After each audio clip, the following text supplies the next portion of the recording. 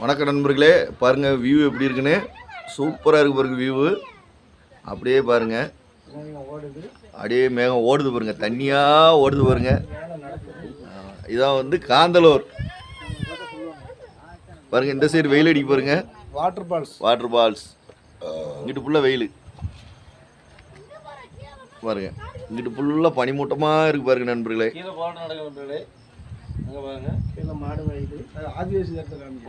ஆதிவாசி இதாகுது, கனெக்ட் ஆகுது, ரொம்ப லாங்காக இருக்குல்ல பாருங்க.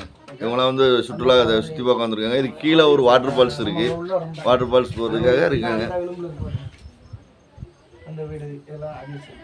இவங்களாம் தூத்துக்குடியில தான் வந்திருக்காங்க. அந்த வெயில் அடிக்கல